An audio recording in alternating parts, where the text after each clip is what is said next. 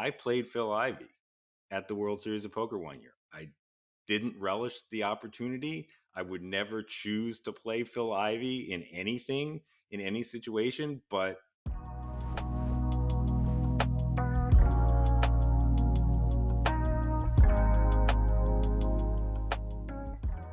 Hey, what's up, everybody? GP13 here, joined by a very special guest. I would say guru of hedging, bankroll management, anything Kelly, anything bet sizing, and a good friend of mine, co-contributor at GP Academy, who's built an epic bet sizing course for us. I'm here with Dan Abrams. How's it going?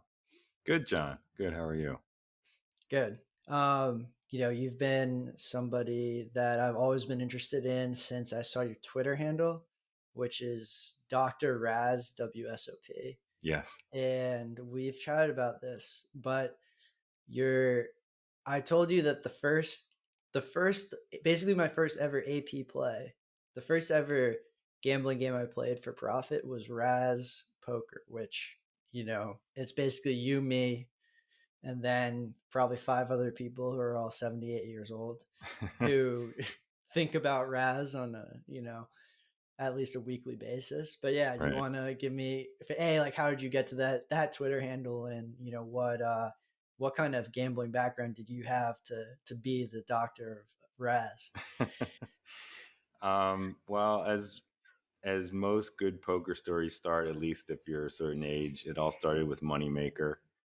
I would watch the ESPN broadcasts late at night during that epic run that he had in 2003. And, everybody got into poker at that time, or at least a ton of people got into poker at that time. And, at that point, I was already in my 30s. I was working a full-time job. I had a young family. I didn't have any aspirations to do anything great. I just thought Hold'em was fun, and maybe if I could get good at it, I could make a little money doing that. So I did for a while, and I realized pretty quickly, like, I was never going to compete with the 20 somethings in No Limit Hold'em. It just wasn't going to happen. I didn't have the time to put into the practice or the gameplay. I didn't have the mental elasticity to learn all of the stuff that they were learning, and it was just never going to happen. So I started looking into the other games. I started out actually on pokerroom.com before Full Tilt even came into existence. Started on like Poker Room and Poker Stars, and started playing stud games there because I knew stud a little bit. I played it never for money, but just for fun with friends and what stuff. And so I got decent enough at stud, and then I went into, it wasn't like a big downswing. I went card dead, totally card dead. Like one hand an hour that was worth playing. And if I would get something, a decent starting hand, I would have like split jacks or something like that. Somebody in front of me would raise with a king, and somebody would re-raise him with an ace, and it just wasn't playable. And I was like, this is so terrible. Maybe, and I had heard about Raz. In 2004, they actually broadcasted on ESPN. This is how desperate they were for content at the time. It's like any poker game was fair game at that point to put on TV. And they had like the final table of the Raz event with, if you've ever seen it, it's with Howard Lederer and TJ Cloutier. And, I was like, I'm never going to, be one of these, Phil Ivey types, but I could be Howard Lederer maybe in some universe. So I was like, all right, maybe I'll give Raz a try. At least these terrible starting hands will be worth something. So I start playing, and, I'm playing at the lowest stakes possible because I'm a complete bankroll nit at the time. And so I can beat like the 1-2 game, the $1, $2 game, just basically on knowing stud and basic poker knowledge. So I got pretty good at that. I got to playing 2-4, started beating the 2-4 games. And then I would take shots going up to like 3-6 because there were a lot more games at 3-6. And every time I would take a shot up there, I got chopped down right away. It's like these guys were on a whole other level. And so I was like, all right, if I'm going to beat this game, I got to do some studying I got to figure this out. I can't just, play. So I looked around. At the time, there was really very little Razz content in the world to even look at. I knew Super System. I had Super System, and Doyle writes a chapter on Razz in there, which is amazing, but it's like 7 pages long. There's not that much you can get out of it. So I went online, started looking around. It's like, oh, there's this book, Sklansky on Razz. It's a whole book on Razz. This is going to be the best thing ever. But I can't find it anywhere. Turns out it was a very short book, so they had 2+2 had rolled it into Sklansky on Poker along with a bunch of other essays he had done and renamed it. So okay, I finally figure this out. I buy the book. I'm like, okay, this is great. And I'm going through it. I'm reading everything. I'm like highlighting stuff and writing stuff in the margins. This is like my textbook. Now I'm totally into it. And I get to the end, and he's got these example hands kind of set up like a quiz where he puts you in a situation and he says, okay, what do you do? So there was this one example. I'm going through all these examples. So this is one example. He sets up a situation on 6th Street, which if you don't know, stud is like the second to last card. Just one card to come. And you're on 6th Street, and he shows you your hand, and he shows you the board of the opponent. He's like, okay, what do you do? And in this case, you both have terrible hands. Like you've got like a queen low and he's got a jack low, but from the setup that you're still drawing live, but based on his board, he's drawing to the nuts. So like you can improve to beat him, but he's still got a ton of outs where he can also improve, and then he'll have the nuts. So So he has a jack and a better draw. yeah, Okay. you have like I should have looked this up, but to get the example right, because somebody's going to come back and say your math is wrong. That was the wrong example. All right, thank you. But yeah, that's the basic gist of it. Like I have like a queen 10 and he's got like a jack 9. So I can improve to a 10, but he can improve to a 9 and therefore have the nuts. So I'm like, okay. I mean, I'm coming from like playing the full tilt 3-6 games where the typical hand is like 5-way on 3rd Street. You might get it down to like 3 players by 5th Street, so it's action all over the place. So I'm like, oh, this is definitely a call here. You definitely have, pot odds to call. So I flip the page, and, Sclancy has the answer, and he says, you should fold unless there's a lot of money in the pot. So I'm like, huh, that's interesting. But I'm like, what does he mean by a lot of money in the pot? Right? I'm looking through the book. There's no explanation there. He doesn't define a lot of money in the pot. So I'm like, oh man, now I'm never going to know the answer, right? So if I had been a little bit smarter, I would have gone to the back cover of the book, which had the website for 2+2, which eventually after this, I did go, and they had these incredible forums, which still exist, but at the time were just like the place to go for poker knowledge. But I wasn't smart enough to look at the back cover of the book. So I was trying to figure it out for myself. I figured this can't be that hard to figure it out because I know how many outs I have to improve. I know how many cards are left in the deck. I can kind of guess what his hand is, so I can estimate what how many outs he's got on his redraw. And so I can figure out roughly how 7th Street's going to go down, right? If I don't improve, there's no point in me calling another bet. So I only lose this one bet. And if I do improve and he doesn't, then I win the pot. If he does improve, he's probably going to make a value bet, and I'm pretty much priced in the call. So I roughed it out a little bit and did some basic algebra, and I figured out what I later called the critical pot size, which is I kind of solved for what does the pot size have to be in order to make me have the right pot odds to call, because I had to kind of solve it backwards that way. So I figured out the pot size, and it was 2.6 big bets, which if you know anything about stud,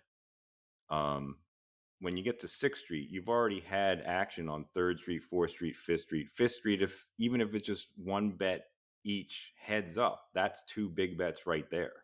So my critical pot size was 2.6, and anything bigger than that is worth a call. And I'm like, this can't be right.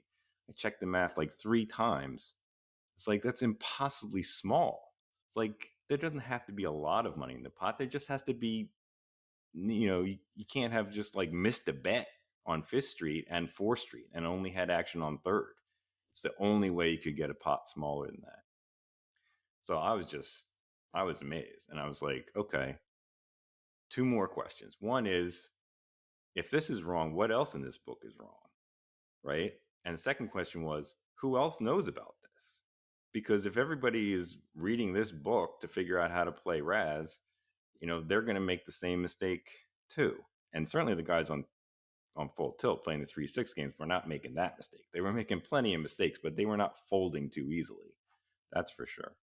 So I kind of went down this rabbit hole and I figured out, number one, there's actually a lot of things in the book that are wrong. And number two, there's not that many people that know about it, because why would anybody bother spending time figuring out Razz? It's just this easy game. You just play.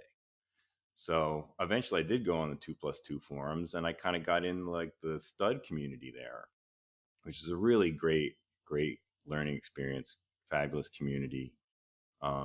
We had Steve Albini was in there under his real name. And the first time I saw it, I was like, oh, great. There's this guy who's like also knows about Steve Albini, and he's like giving himself that screen name as like a tribute or something, or as like a joke or something. No, this was the real actual Steve Albini in the 2+2 forums talking stud with people, because that was like his passion. So the Twitter handle comes about because I get in with this community, and we all start going out to play at the World Series of Poker, and I would only go out and play the Razz. I wasn't going to play anything else. But these guys would play stud events and horse events and all this other stuff. And by 2010, we decided, okay, we're all going to set up these Twitter accounts so that we can tweet back and forth as we're playing, and then the people from the stud forum who couldn't make it out there can see it all happening in real time and everything. So that's basically when I joined Twitter, and that's why I made that the handle. That's why there's a WSOP at the end, because it was specifically so we could kind of like live tweet what was going on that year at the World Series of Poker. That is like that. I absolutely love that origin. It's I mean, I don't think people understand how great 2+2 was too, which is, I'm glad you touched on it. Yeah. Because right now that there's no equivalent in the sports betting community to what 2+2 was in terms of learning. I mean, you literally had like you're talking about, having big names on it. Like Tom Dwan was on 2+2 and active. Phil Galfond was on 2+2 and active. Oh yeah. And they would just weigh in on how a hand may or may not be played, and then plus like ridiculous prop bets that they were throwing out there, and wild stories. Like I have a lot of nostalgia listening to that. So I mean, that really brought me back. And but yeah, this is more sports betting podcast, fortunately or unfortunately. But what was the what was the switching point? I mean, I switched from poker to sports betting, and I think a lot of us did at a certain point when the poker boom kind of died down. But when did you start betting on sports? When did you think like, hey, this might be worthwhile? Yeah, that didn't happen till much later, because even though I was playing a lot of poker and I knew people, poker friends of mine who were betting sports, I religiously avoided it because I heard all these stories about guys who were like crushing it at poker and then just punted it all off betting sports. And I just wasn't going to take that chance. It was like the third rail for me. But Isn't eventually, that interesting? yeah. Like in poker, we were told like sports is unbeatable. You'll lose all your money. Like Yeah. the best way to be a broke poker player is to bet sports. Like I do feel like sports is a scary thing in poker. So I'm glad you mentioned that, because like it's not as, now it's like, oh, sports is so easy, especially if you're just getting into it and doing bonuses. But like back when we were all playing poker, like sports was definitely this like big scary thing that we felt couldn't be beat. Yeah. At least I felt. Well, even today, I mean, I'm not going to call anybody out specifically, but you see some guys who are like now like pillars of the poker community saying the same thing on Twitter today. You can't beat sports. Don't bet sports. I read that Doug Polk thread. We can call that Okay. Doug Polk All if right. you're down. All right, Doug. I love you, He's Doug, wrong but you're about wrong. that. Yeah. But yeah, it is this fascinating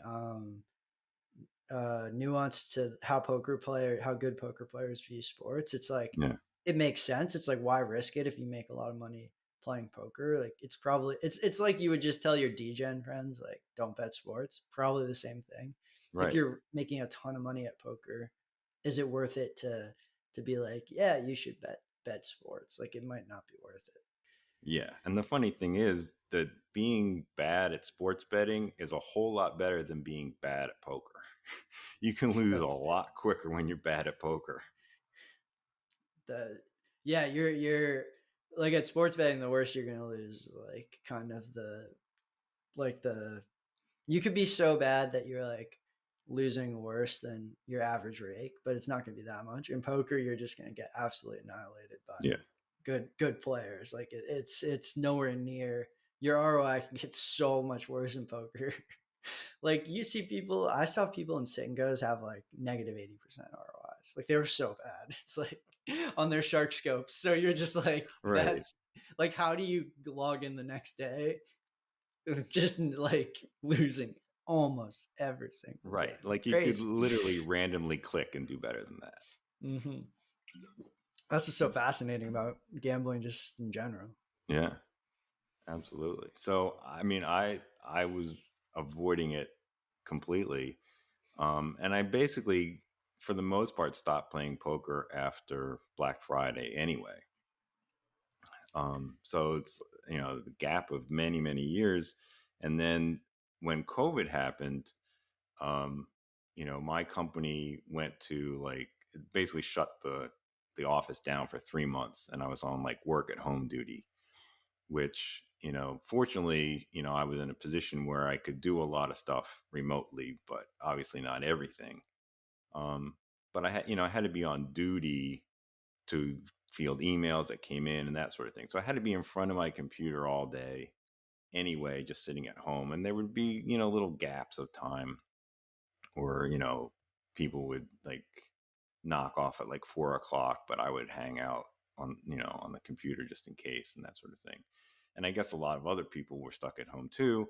And Pennsylvania, where I lived at the time, Poker Stars had just kind of come online, um, and been legalized for poker. So I was like, all right, let me make an account on there and I'll see if any Razz games get going. And, while I'm sitting around waiting for stuff to happen, see if I can play a little Razz and get kind of back into it. So I did, and there were Razz games that would go occasionally, but usually what would happen is I'd have to sit at a table and just wait at the table, and like in 15 minutes somebody would eventually come over and we might get a game going for like 20 minutes or something, and then that would kind of peter out and you have to wait for the next guy to come around. So in the meantime, the PokerStars was aligned with FoxBet.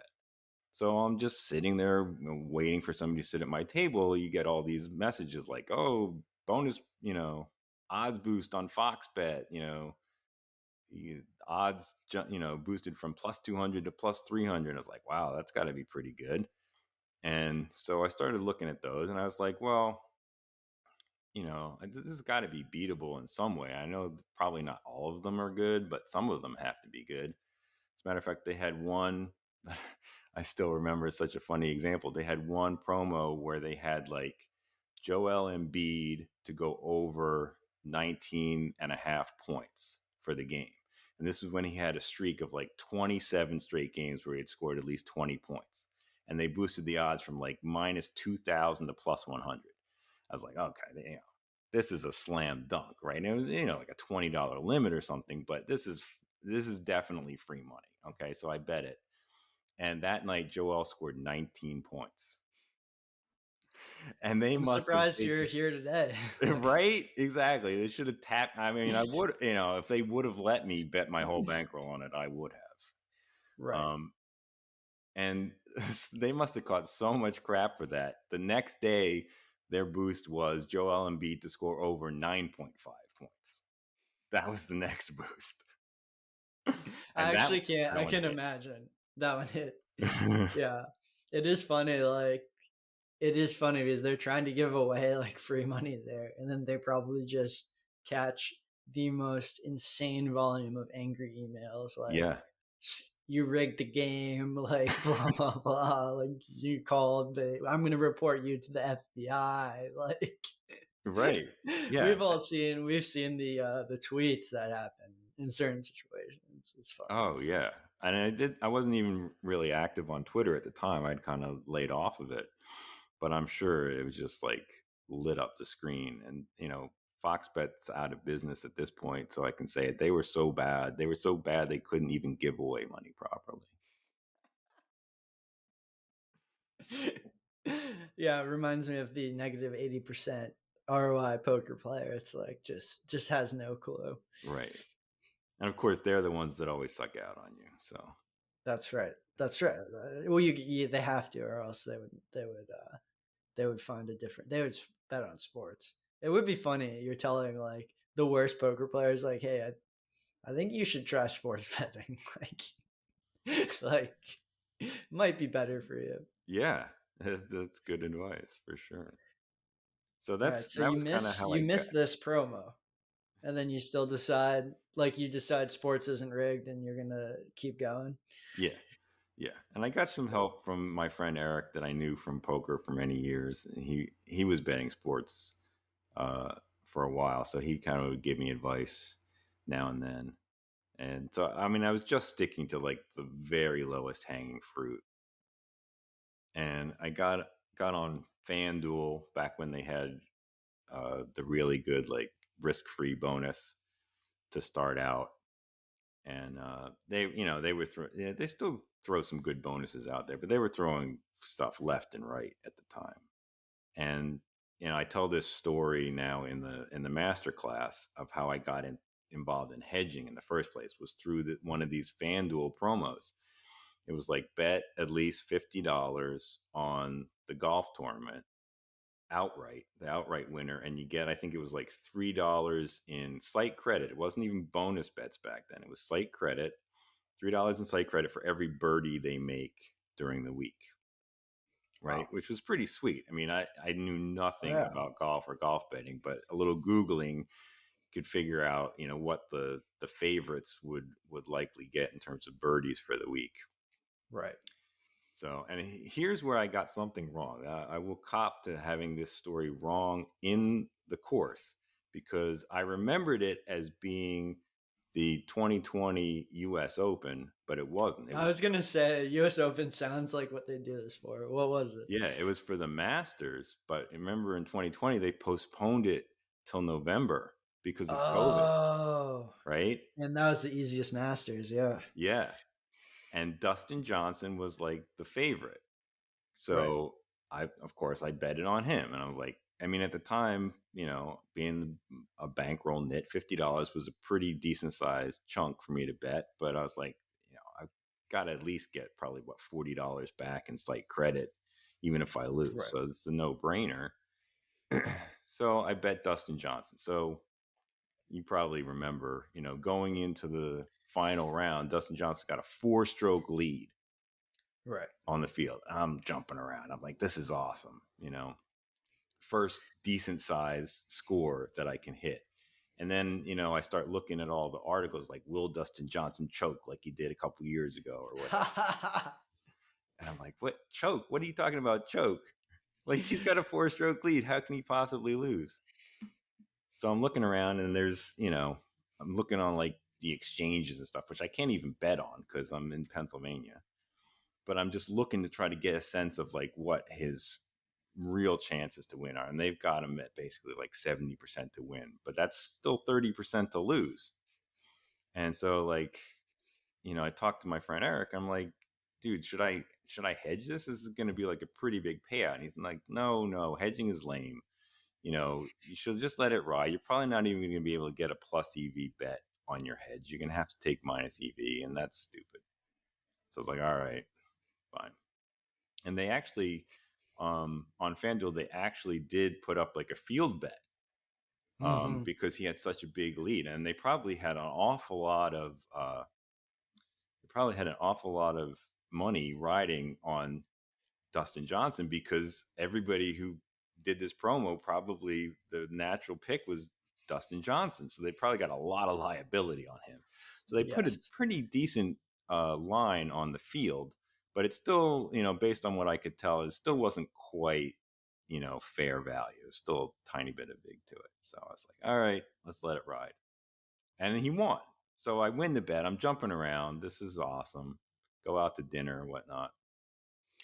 But it kept nagging at me, like, if that line had been a little bit better, if that field bet had been a little bit better, so I could have got fair value, wouldn't it have made sense to hedge and just take the essentially a fair cash out is the equivalent. Wouldn't it have made sense to have like the certain money for whatever my EV was rather than just letting it ride?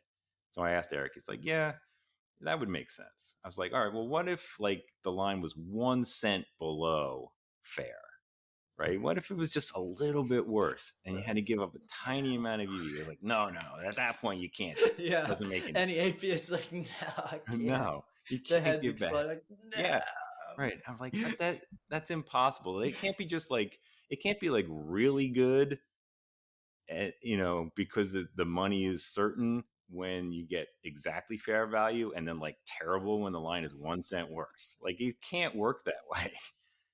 So I kind of, ran it over and over in my head for a while. I was like, there's got to be some way to figure this out. And I asked around. I asked, Eric, do you know anybody? He's like, yeah, a couple other guys. I contact them. They're like, no, I never heard anything about this.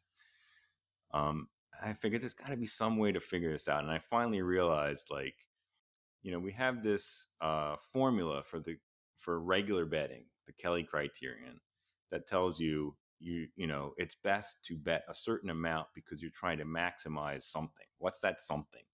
Well, that something is your expected growth. It's not your expected value. And actually, the term expected growth, the first time I came across that was on 2+2, because I went to 2+2, which had a sports betting forum. And there were people at different times that had talked about this idea of expected growth, but they didn't really talk about hedging specifically. So I was like, all right, what if I like go back and look at how they derive this Kelly criterion formula? And I just plug in the fact that you can stand to win this much if, Dustin Johnson actually winds up winning. I'll get that much added to my bankroll, and figure out like how does the equation turn out if you make a hedge.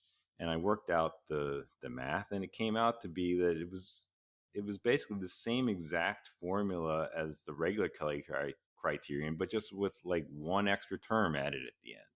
And all you need to know for that was the probability that your hedge bet would win, and then the amount that you stood to cash for on your original bet as a percentage of your bankroll. So if it's like 10% of your bankroll, 20% of your bankroll, you just factor that in and you just solve that formula, that simple formula, and it tells you what the optimum amount to hedge is.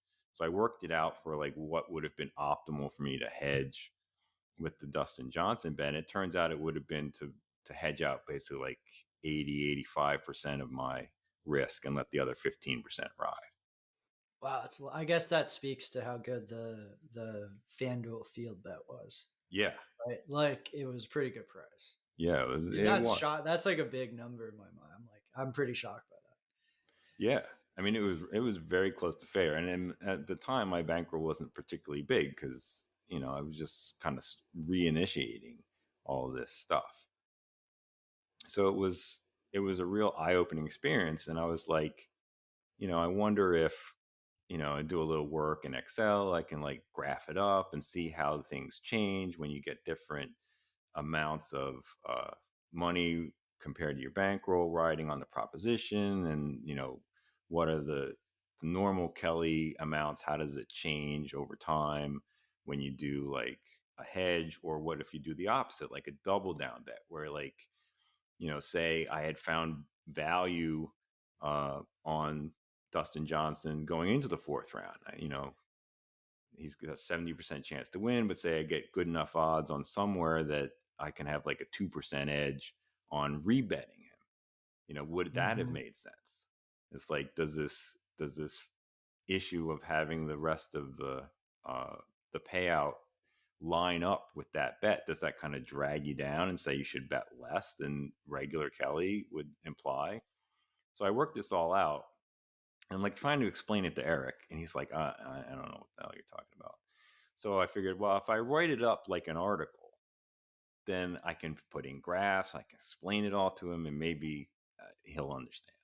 So I did, and I sent it to him. He's like, dude, this is incredible.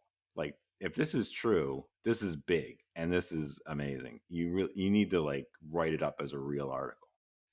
So I did, and I didn't know where to publish it. I don't know why anybody would want to publish anything by me, except for 2+2, where I had years and years earlier had written this series of articles on Razz.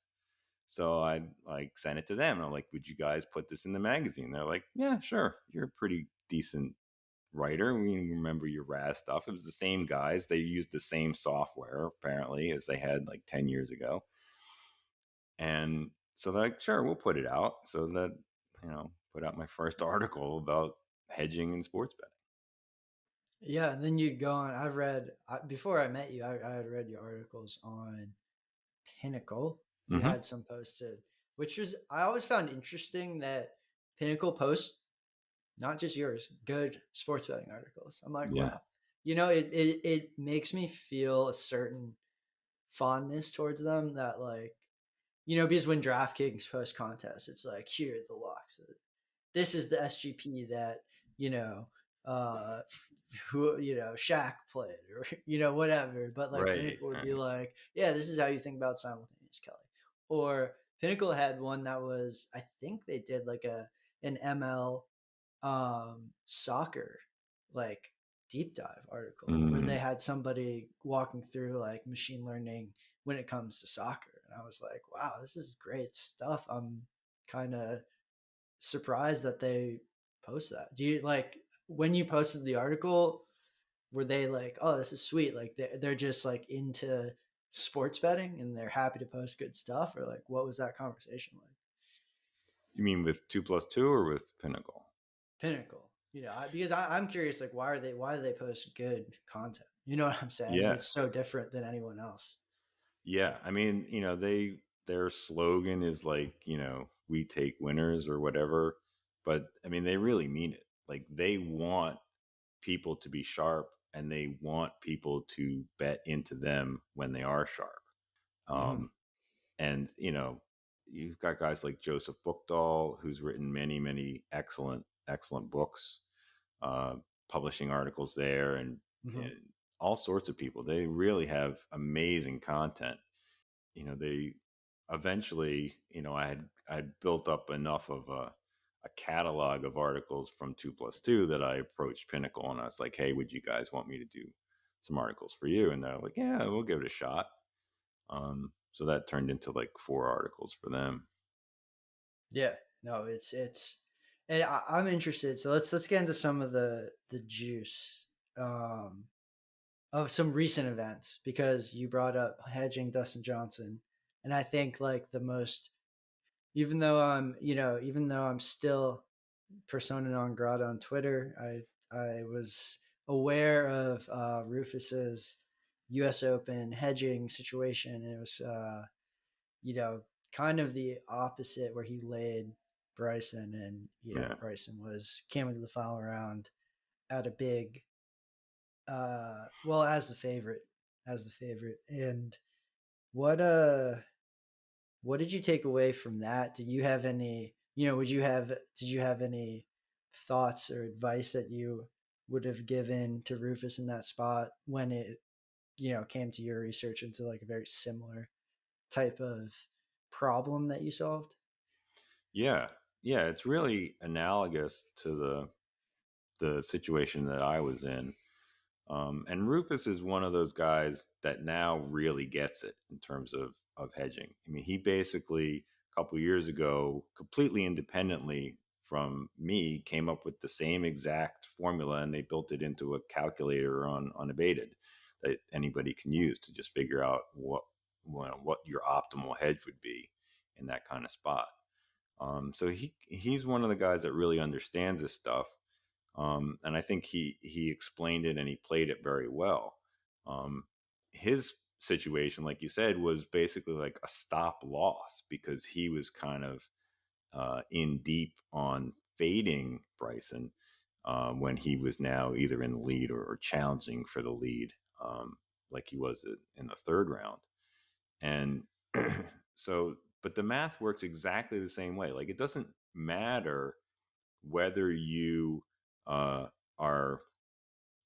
betting on a long shot, so, and you put a little bit of money in, so now you've got a potential big payday, or whether, like Rufus, he put a big chunk of his bankroll down at like minus 2,400 initially to win a small amount. All that matters is what is that ticket going to cash for, and how much of your bankroll does that represent? What percentage of your bankroll does that represent?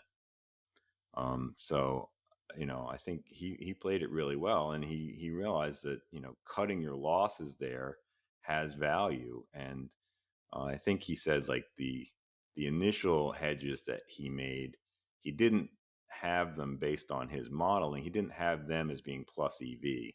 He had them as actually being negative EV, but he ran it through his calculator and he realized, hey, this is the optimal amount to hedge here. Is not a huge amount, but it's enough to win back, I don't know, 60 or 70K it was at the time. And then before the fourth round, he actually made the number for Bryson to be better than what the market was offering him. So at that point, it's a slam dunk. At that point, Right. everybody kind of Easy agrees, then, like, yeah. yeah, you the optimal thing is to try to hedge out all of your risk and then maybe put a little on top because it's actually a plus EV bet. Right. Right. Yeah, exactly. And in the market like that, like theoretically, I'm sure the lay was like so big that he probably couldn't have bought back the entire amount the other way, or it seemed like he didn't. But Right. um, playing the outright markets in golf, I think when he talked about it on his podcast, it was really good because he talked about how in the outright markets, especially when you're laying, but this goes for also like if you're buying golfers, that like only one person can win. So once you buy a golfer, and we have the same, we have a lot of the same calculus going on when we're betting outright specifically. It's like you're incentivized to either go lay other golfers or go buy other golfers. Like all of a sudden, like once you have one position, the math becomes favorable because of the expected growth equation, not from an actual, ROI standpoint that like you're going to want to take other positions because it's a true full hedge. Like you can't have two people win the tournament. So like Right. you'll win one of your bets or you'll win 5 out of 6 of your bets at the worst, and hopefully you win 6 out of 6 or whatever. If you're laying, and then if you're buying, then it's like, okay, if my guy loses, if Scotty loses and I have Rory too, it's like, well, now Rory's got a better shot at winning. Yeah. So, it's it's inversely correlated. Yeah, they are. They're negatively correlated. And say they got into a playoff. It was Scotty and Rory in the playoff, and you had Scotty. Rory's the only other possibility. So anything you bet on Rory is a full hedge, right? It's Right. 100% negatively correlated. But even if it's only some percentage negatively correlated, there's still a benefit to it. It's like a semi hedge, where 50% of the time it'll win when your other bet loses or something like that. There's still a benefit to that, and it's kind of a sliding scale. I mean, the math gets complicated, but it's a sliding scale there. And I've never been much of a golf bettor, but I did a lot of golf betting this spring because ESPN Bet sprung up, and they've started doing all of these promos, which one gave me a whole bunch of bonus bets from losing the promos where they refund your money as a bonus bet. And number two, they would have specials on the golf tournaments where, same idea with the Dustin Johnson bet. You bet on somebody to win outright, and you get some kind of free money out of it. So I would have decent chunks of money riding on people in the golf tournaments, and if they got close, if they were leading, I would take my bonus bets and like put them on like the nearest competitor. So like if they were at like plus 200, Scotty was at like plus 200 going to the final day, and then Xander was at like plus 800, and everybody else was far behind. I would put a couple of free bets on Xander because you get so much more EV out of your free bet by putting on a long shot, but then by using it as a hedge against your existing bet on Scotty, now it's giving you this double benefit. Right, right. So now here's my question for you as a golf bettor myself. How should I be thinking about sizing my outrights before the tournament starts? So I'll give a simplistic example just to make it easy. Let's say I only have show value on one person, right? Let's say it's Scotty. I show value on Scotty plus 500 or whatever, and my Kelly or whatever version of Kelly I use. So if I'm going, whatever my Kelly, whatever it is, quarter, half, whatever blend with the market says, bet $1,000. Yeah. Now, knowing that in the future there will occasionally, with some frequency, be opportunities for me to either take like a full plus EV hedge or take a hedge that's not plus EV but's positive bankroll growth hedge. How should I be thinking now about sizing my outrights when in a vacuum Kelly's telling me about 1,000? Should I be sizing that 1,000 up when I know that in the future there's potential opportunities for ways to either hedge with a full positive EV or hedge where it makes sense for a growth standpoint? Yeah, that's an excellent question. And the answer is yes, you absolutely should be sizing up.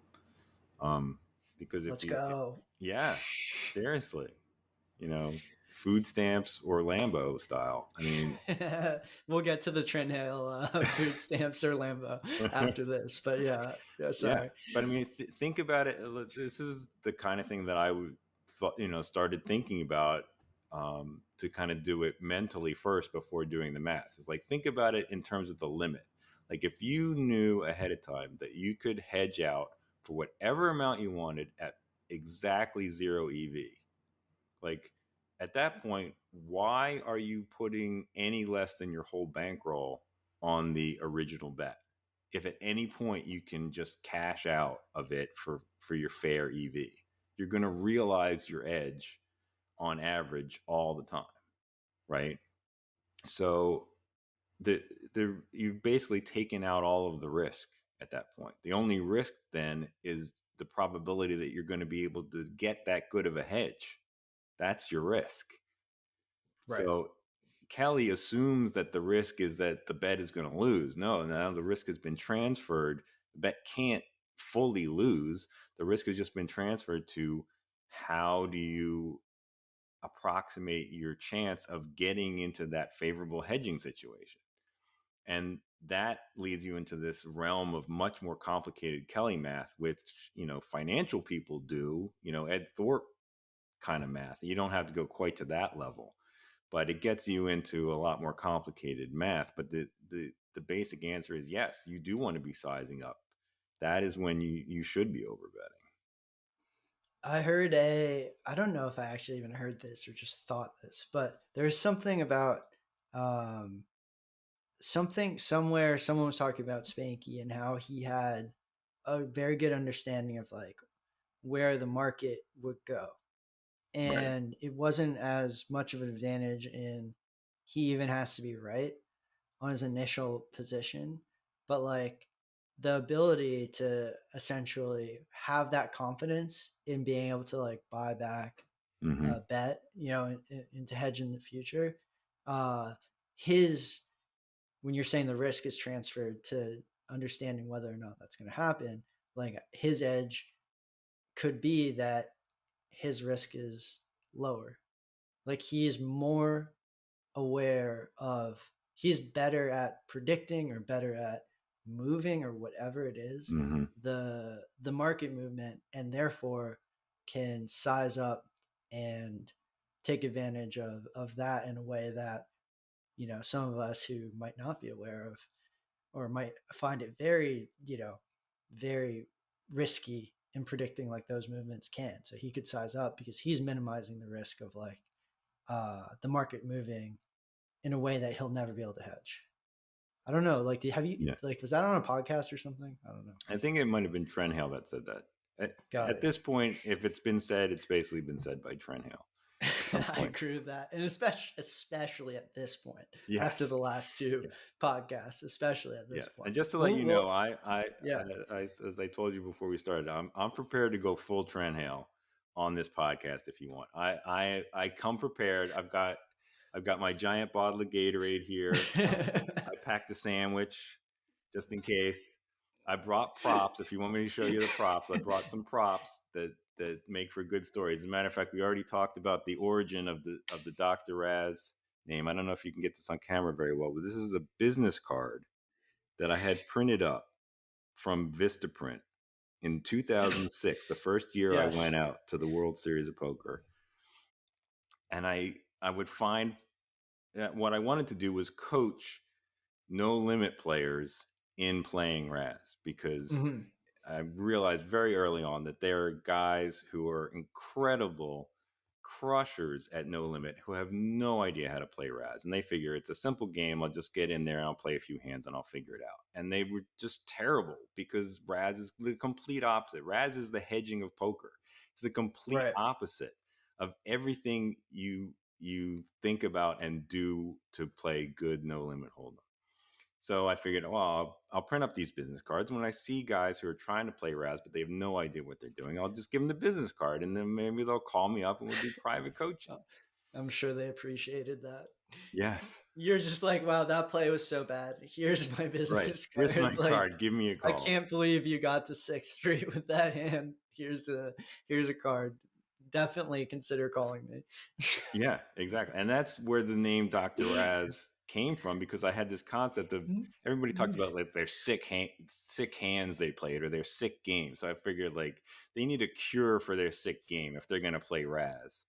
And I went Right. and I went, being a complete noob to the space. I was like, where can I put up like an ad online for free that I want to coach people in Raz? And there were two places. One was notedpokerauthority.com, if you remember that Okay. name. I don't even remember that. That was Ed Miller's site when Oh, Ed was a Ed. poker Okay. player. Okay. That I was his apologize, site. Ed. Yeah. Former friend of the show. Friend of the show. Ed's fabulous. I've talked to him online a couple times. And that was his website, and he had like a page there where you could for free put up your poker coaching proposition and have people like message you or whatever if they wanted to do coaching. The other place was 3bet.net, if you remember that. I don't even know that one. That was really old and obscure, and it turned into Deuces Cracked, the Oh training yeah, I site. know Deuces Cracked, of Yeah, course. so it was Jay Rosenkrantz. Yep. And so I was messaging him. I was like, hey, I want to put up like a coaching thing on your website. It's like, yeah, that's cool. I was like, but I don't want to put my real name because number one, I work in industry and stuff. I don't want people to come across it, just, business associates or whatever, to come across it by accident on there. And also I had the problem where, my name is the same name as this very well-known lawyer who was on TV all the time at the time, Dan Abrams. And when you Google it, there was actually a guy who worked for the World Poker Tour who was named Dan Abrams, and he played in a bunch of poker tournaments at the time. So if like you looked on like Pocket Fives or whatever for Dan Abrams, it came up with his results. Right. So I was like, I can't just put Dan Abrams on there. They're going to confuse me with one of these other guys. So I told Jay I had this idea, like, I'm going to be the cure for their sick game. So it'd be like the Raz doctor. And he's like, I don't know. What about Dr. Raz? It's like, all right, that's pretty good.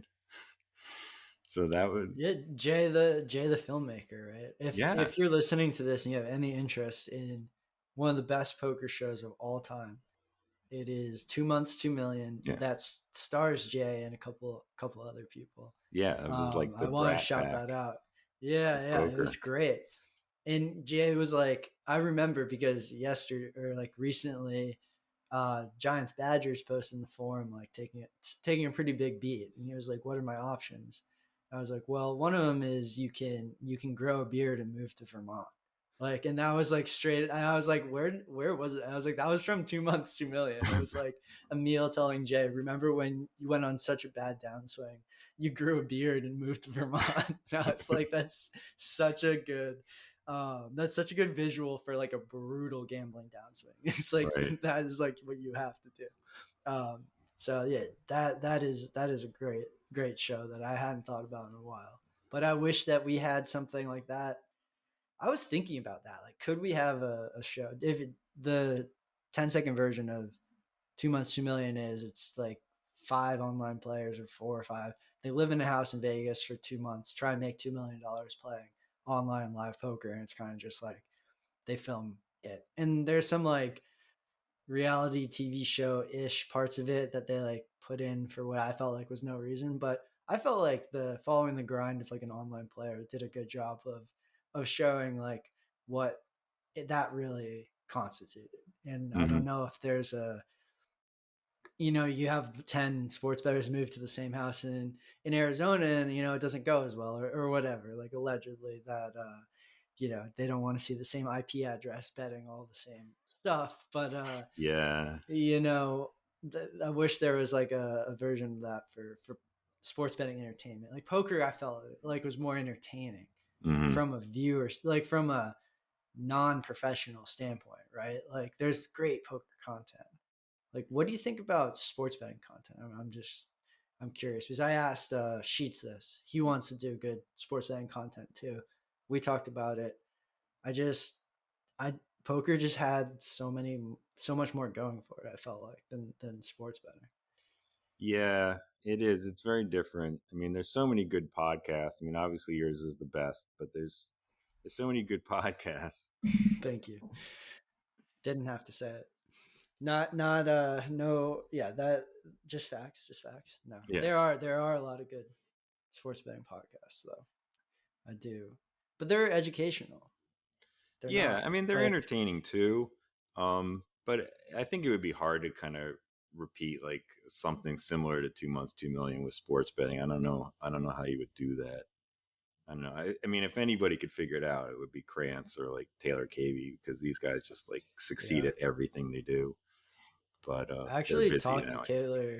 Taylor about it brief. I talked to him, and I was like, "Have you ever thought about doing something like 2 months, 2 million, or something that's very like viewer friendly, but also doesn't you know is still kind of sharp content?" He's like, "I've Mhm. thought about all of it. Like it's just hard to film high quality stuff. Like at the end of the day, like you only it takes a lot to actually make a show that's as good as 2 months, 2 million in terms of production quality. And like, Mhm. it's just going to be really difficult to do it for sharp sports betting content. Right. Like you could do it for degens maybe, but Yeah. actual sharp sports betting, it's a lot trickier. 2 months, negative $2 million Right. Yeah. I mean, you with could. bucket with Trent. That would do well. That would do well. If you ever come across this Trent, you're looking for investors in 2 months, negative $2 million, like hit me up. Right. It's like a Brewster's Millions redo where you have to try to lose as much money as you can sports betting. And they can't even do it because it's just like once in a while their teams just win anyway. They backdoor cover and the guys are slamming the tickets. Actually, that would be very fun. Like that could be pretty funny. Like you give people like 10 grand, and they can only bet it in like you give them like bands which they can bet it in, so they can't just like bet a you know plus 10,000 favorite. You're like you can only bet NFL spreads, but you have to lose this as quickly as possible, or like and you Yeah. can only bet like -110, -110, Right. and just watching them sweat like their bets winning and them just freaking out. There's something there maybe, That would be good. Yeah. but Talk to Taylor, see what he thinks. Yeah, okay. But you did mention probably like the most prolific and yeah, I think certainly top of the heap as far as podcast guests go, Matt Trinhale, who just did Circles Off and Bet the Process. And they're both great. Average runtime 2.5 hours Yeah. and well worth it. Oh yeah. But one thing I wanted to talk about from a bankroll growth standpoint is on both he talked about having like over the best betters and the truly the best like whatever I won't say best but the most successful betters certainly have overbet their bankroll at some point in their career and like this isn't like the best being like some guy who's made like $2 million and is funny on Twitter. This is like Tony Bloom, Billy Mm-hmm. Walters, Jelko, like people that own Premier League teams and have hundreds of millions of dollars. Like they and Bill Bentner, who Mm-hmm. Trent Hale said did go broke early on, and then came back and made a billion betting on horses. Mm-hmm. And how do you? So this is more of like I think like I guess it's like less quantifiable than just a bankroll growth equation, but I don't disagree with him. But I wanted to hear your take on that. I know that you listen to the podcast. Like, what was your take on kind of his statement that overbetting is kind of the only way to get to the absolute top of the heap, and that's okay, he said. Right. Yeah. I mean, first I'll say that when he did the Bet the Process podcast, he did kind of amend that statement to clarify it. It's like he didn't advocate for people intentionally overbetting their bankroll starting out, but that people often end up overbetting their bankroll accidentally without realizing it, and they get lucky enough. Well, if they get lucky, then they just start taking off from there. If they get unlucky, they go broke and then they kind of regroup and they come back, scrape up a bankroll and start over again. And then, they take off from there, or go buy a coffee shop if they just want to give up entirely. Um, but I think once you put that whole picture together, I think he's absolutely right, which he usually is. Um, in that you have to take some shots. I mean, in poker, it's the same thing. All the guys that made it big took shots at some point. And, yeah, maybe you lose 20, 30% of your bankroll in a day. And then you drop down in stakes, you grind it back up. I mean, this is exactly what I did at a much smaller level. It's like I couldn't beat the 3-6 Razz game. I kept trying and I kept getting chopped down, and I would grind it back up and try again. And, as long as you give yourself a little bit of cushion at the bottom that you can grind it back up with, then I think it's fine. I think it's okay, because that is how you do get that kind of outsized success, really. I agree, and like I've always thought this. So I think there's two general concepts at play here that you highlighted one, which is in poker, shot taking was common. It's kind of like the when people talk about shot taking, it's just moving up stakes and basically overbetting your bankroll and seeing how it goes. And Yeah. usually people said do it if it's a good game, right? Now, how many poker players loosen that definition of good game to go just play higher stakes? Like, that a lot, myself included. But it was kind of like, hey, like take a shot. I know Phil Galfond talked about shot taking like 300, 600 for the first time and getting set over set against Ivy for like 20% of his bankroll. Mm-hmm. And it's like, that's not Kelly. Like 20% on the table is not Mm-hmm. Kelly. But Phil Galfond is a very thoughtful person. So there's this like shot taking aspect of it. And then I think what the other part is what I would call is like replenishable bankroll. Mm-hmm. And what I think of it is like if you're starting out, you should be more aggressive than Kelly, probably. Right. Now, there's like time factors at play here too, but I can just kind of run down what I think. It's like, okay, you go and you're like, wow, I'm going to devote $1,000 to sports betting, right? Let's say you work a decent job and you have, maybe more than $1,000 in the bank. Is it really worth it to like stick to strict Kelly on that $1,000, or to just take $1,000 like shots each month, and then eventually you'll be up to a point where you have like a $20,000 bankroll, and then Mhm. you're like, okay, I'm going to kind of settle in here and be a little more, treat this more of a finite instead of replenishable, because you want to protect your time too. And I found like early on in sports betting, like, or in gambling, like there's times where I would have $0 in my bankroll, right? But I found like, okay, that's fine. Like if I lose $5,000 and I have $5,000, I'll just get another $5,000 eventually. Like if I'm Right. building skills, I'm not too worried about it. If I have $1 million, I lose $1 million, like I'm more worried about that. So I always think like at the beginning, be very aggressive. Like there's just a difference between losing your whole bankroll and it's 5 grand compared to a million. Aggressively try and get to that point where you have some, like a war chest, and then protect it. Use it to protect your edge by time, by information, by people to work with, and whatever it is. But like try and get to that point. Be aggressively risky to get to that point if that's what you want to do. And Mhm. that's what I heard when I was thinking of like what Trent Hale was saying on the podcast. And like I would agree with that. Like I wouldn't just gut out an $1,000 bankroll for 3 years. I would probably try and get really aggressive early to try and get to a place where I had some advantages from a financial standpoint that I could then press, and preserve my edge or even increase my advantage then. But like getting to that point, I think is the key part of becoming a true like, having some staying power in the space. And I think that's what Tony Bloom did. Tony Bloom's not gonna risk $100 million and break Star Lizard tomorrow, but like he probably did something pretty risky occasionally at the beginning of his career, right? Like, but right now the mechanics of it are different. Yeah, absolutely. And I think that was kind of Matthew's point in saying that. But when you're talking about bankroll management, um, I started thinking about this recently because you had done this one video where you talk about income streams, like the 5 different income streams for sports betting.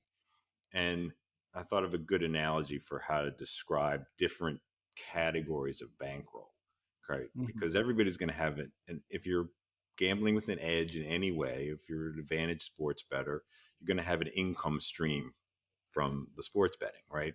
But people have different types of bankrolls. Like especially when you're just starting out, you can think of your bankroll as kind of like a pond, right? You've got a little stream, it's bringing water into the pond. The pond just keeps getting bigger and bigger and deeper, and the money's not going out, right?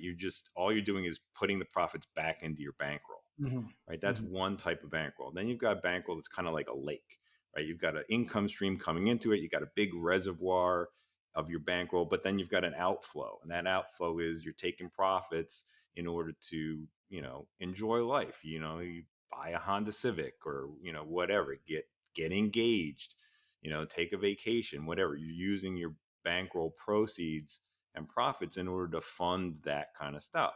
So that's a different type of bankroll, and you have to manage it differently. And then you've got guys who are pro or really top semi-pro, where their bankroll is more like a C. Like you've got maybe an inflow at some point and you got an outflow at some point, but you've got like little coves and bays and like reverse currents and all this stuff going on. It becomes very, very complicated, you know? So you have to be really honest with yourself about what type of bankroll you have before you can define your own bankroll size and make those kind of decisions. I think that's a great point, because bankrolls are ultimately defined by us as bettors. Whether Yeah. it's like, hey, I'm setting aside $500 to do this, or it's like, oh, I have this complicated, you know, bankroll where each I might not know, like if it's a this will air during the British Open, like on Thursday, I probably won't know my actual bankroll on Thursday because it'll be so much will have gone in and out, and the results will have like probably increased it by a lot or decreased it by a lot. Like, you Right. know, so you're guessing at that point. So there, it's really like how do you square that of like it seems to me that you're very mathematical, but then there's also you tell a good story, you paint a good picture, and there's certainly like emotional and non-quantifiable elements to like how to set up your bankroll and what the right bet size is, because it feels individual, and you never want to also have someone betting so much that they're not it decreases their life, like their joy, right? Like it could just stress them out. So like how would you go about if you were like coaching someone one-on-one with picking a bankroll, picking a size, say they're just starting out, like what factors would you tell them to account for? Yeah, I mean, it is tricky. It is very personal, and it's the sort of thing that credit to Rufus, he's talked about several times publicly about how do you define your bankroll and how do you use that to optimize the management of it. So I would definitely advise people like take a good look at how replenishable your bankroll is and what your personal level of risk tolerance is, because one of the things that mathematically speaking you realize when you look at Kelly betting is that what when it says like the optimal amount is X, right? If you go a little bit above or a little bit below X, it really doesn't make that much difference in terms of the actual mathematical expected growth that you're getting, particularly so when you're hedging things. But even if you're just betting stuff out, if you go like 30% Kelly or 35% Kelly or 40% Kelly, or you round up or whatever, it really, in terms of expected growth, makes very little difference. And it's one of the things I talk about in my course is that, if you go from full Kelly even down to 1/4 Kelly, you're not taking 1/4 of the expected growth. Even that big of a step, you're only going down about to 1/2 of the expected growth because of the way the curve shapes up. Mm. So there is a lot of room in there for what you call your personal preference of risk tolerance, where you're not going to stray that far from what the math says that assumes that your bankroll is a fixed thing that you're not going to ever take any profits from. You're just going to keep growing it. So it's a really good starting point, and then you have to kind of customize it and tailor it to the individual person. And that's, I think, how I would advise people. Yeah, the SP, another contributor at the academy, called it vibes based Kelly, and Hmm. like I stole that from him, and I think I did like a pod or academy video on that. But like I agree with you fully. And the other thing I always say is like you want to be betting a size where the most important thing is like you come in and the most important lever that you have in sports betting is betting and making Hmm. good bets and coming in and make you don't want to bet like a big amount where like you are constantly frustrated and taking days off and making bad decisions, like, and especially from what you're saying as far as the Kelly curve goes, where it doesn't scale linearly when you decrease your Kelly staking. It's like Hmm. make sure that you set yourself up to be consistent first. Then after that, like you can think more about um, I would say optimizing growth a little bit, but like make sure you come in the next day and make good bets. That's gonna where your money's coming from. It's not like betting quarter Kelly versus half Kelly. Like, if you're like Right. betting half Kelly and you're frustrated all the time, like I can tell you it's just not gonna work out. It just won't happen. So Oh yeah. that's where like I find there's that emotional element to bankroll management. Where I was like starting in poker, I found that I was like, this is exactly the buy-in I need to be playing. Like if I'm playing smaller buy-ins, then I'm leaving so much money on the table. But then I would just be so frustrated like all the time because I was living in like a three-quarter Kelly world where like you would have these big swings, and Yeah. like you want to pretend in poker, especially. I felt like in the online age that like you were a robot, and that was the highest honor, was to be this robotic person who didn't care about the Right. results and only cared about EV and chip EV. But like we were just like fighting our humanity in a sense, and it's like you can, like, it's okay, size down a little. It's okay to be human. It's okay to account for your emotions. Was something Yeah. I felt like I learned after a while. Yeah, absolutely. And it's a really important thing, I think, for people to think about, because, you're not gonna feel good, but you're also not gonna play well in poker. And you're not gonna make good betting decisions if you're on tilt all the time. And that's the thing that I think I tried to stress in the course, is that full Kelly is like an optimal, theoretical amount, but it's really swingy. And I guarantee you will take 90% downswings if you bet full Kelly. Even if you've got your edge exactly right every time, you will take downswings like that. And for robots, okay, robot says, fine, I just grind it back up, grind it back up. But for actual human beings, that is soul crushing. Right. That's the kind of thing that people just say, I quit, you know. So you might as well be broke at that point if you go on that big of a downswing, because you're not gonna put that energy back into grinding it back up from that deep of a hole. So that's my basic argument against full Kelly. But when you're talking about, do you want to take these kind of shots when you're building your bankroll early, when it's replenishable?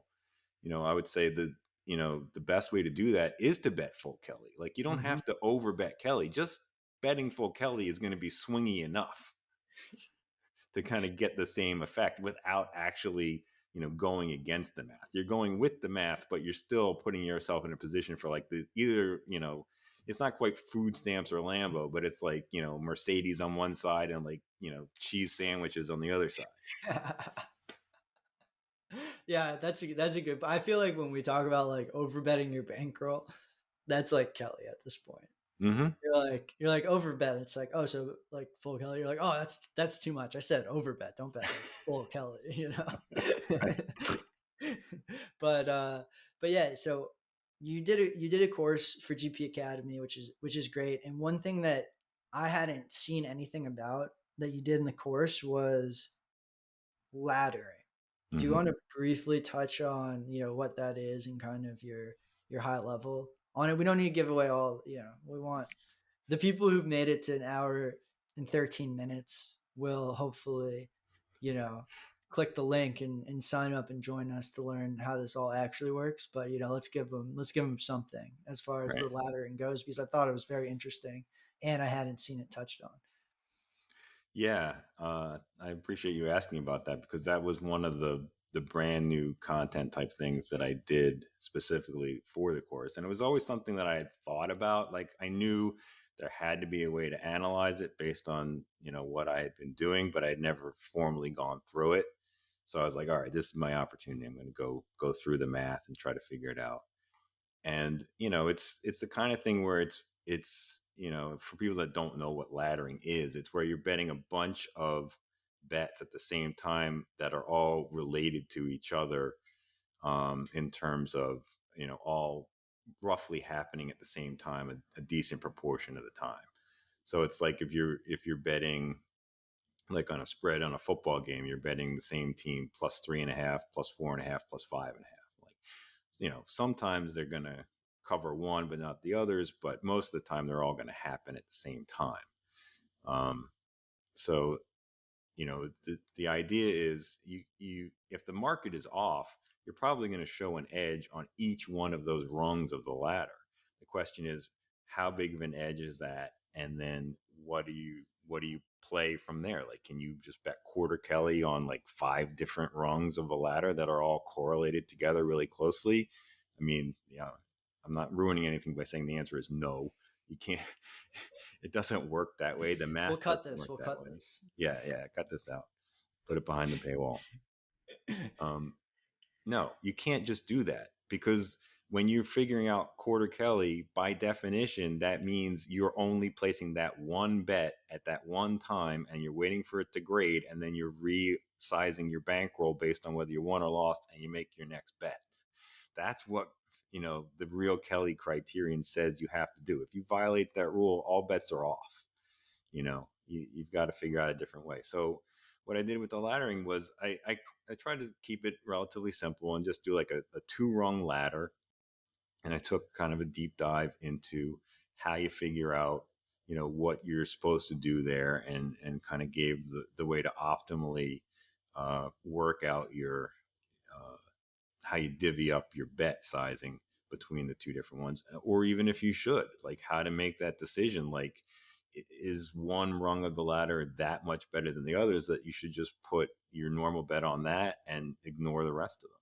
And it's kind of become a big topic, because you see this all over Twitter, all over the place. People are, getting into it and not accounting for these kind of bankroll effects at all.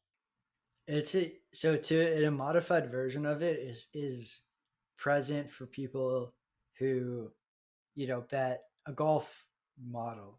Like we have this problem, or this, we face this like existential question of like, okay, so we know going into week, it's like, oh, our model is high on Xander.